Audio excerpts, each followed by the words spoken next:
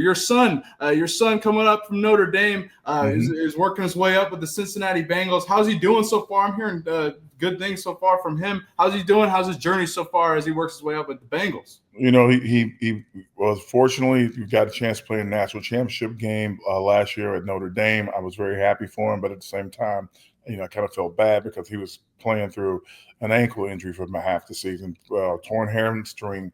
He's playing through that through half the season. He would not stop playing because he was so committed to the team. He's like, I'm gonna, we got a chance to win the Natty. I'm like, yeah, but you got a career. You got to think about it. I was trying to, be the proud father and be the voice of reason at the same time. But you want to support your kids, and he's a grown man, so you have to kind of support him now.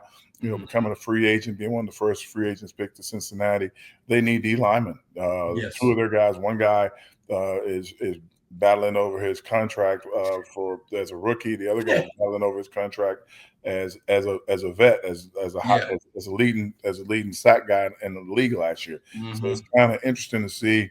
There are going to be extra reps in different positions. That's not his position, but there'll be extra reps at different positions. I think BJ Hill is down there. He's got coming off an injury himself, so they got to bring extra bodies in, of course, to compete and try to show things. And I just told them, like, hey, stay the course. You want to play. You know why you want to play. You're super talented, extraordinarily fast, and everything. Just stay the course. Don't let anything bother you. Every day is I tell all kids this. I'm just telling my son, but I tell all kids this. So either you got better or you learned something. Those are the two things that you have in a day. You never had a bad day. You got better that day, or you learned something that day, and that's how you have to look at it and keep things positive. And he's like, okay. And so he's talking to me. He goes, I said, oh, yeah, I got better today. I did this today. That was awesome. And so I said, did you learn anything? So you know what? I did learn something. I learned this today. So I know that's what he needs to work on. When you hear somebody say they learned something, doesn't mean they did it wrong. It just means they need something. That's something they can work on to get better at. For sure, 100%. I mean, that's real. That's real for those listening. That's real, 100% honest advice. And yeah, I think there's a tremendous lot of opportunity. Maybe not his position, but at the edge position, Shamar Stewart and Trey Hendrickson. I think they got to pay Trey Hendrickson. He's a dude. Shamar Stewart, that's a whole nother conversation with him. But man, I think that ideal that you could void a contract at any moment, and I think that's. I mean, if I was an owner, I'd understand why you're putting it in there. But as a player, especially a kid that has no history of anything, right? Yeah. I don't want to be the first player that allows that, and then all of a sudden that changes the course of the entire league. I don't really understand. I understand how the players get hurt. I understand that things happen in lives, but come on, let the kid. Give him the money you owe him. Yeah. Let him go ahead and play, and then let's make it out. Don't make it into an issue, and still make it and be so public about it because it's not it is blown up. Yeah. I mean, yeah, sure. It's a main talking point, which is not what you want coming out of training camp.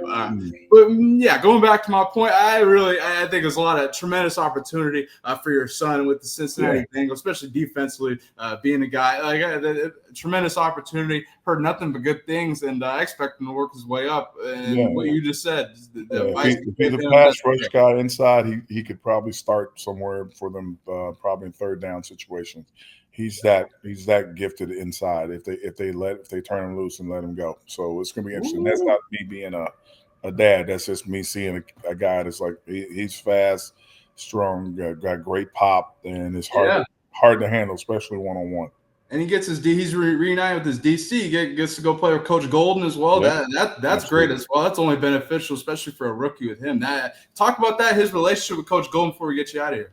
Yeah, Coach Golden, really leaned on him a lot in his last 2 years there at Notre Dame. I was very impressed. The year before when he could have came out that year, he had a tremendous season, something like almost 70 tackles, a bunch of tackles for loss, and even last year with the injuries, he had over 30 tackles and stuff as a defensive tackle. That was tremendous. Yeah. Coach Golden kind of played him at the nose tackle. I thought like he should have been a 3 technique, and I never said anything to him. And he's like, I play the position that they need me at most because I'm the only one that can do it. And I'm like, okay.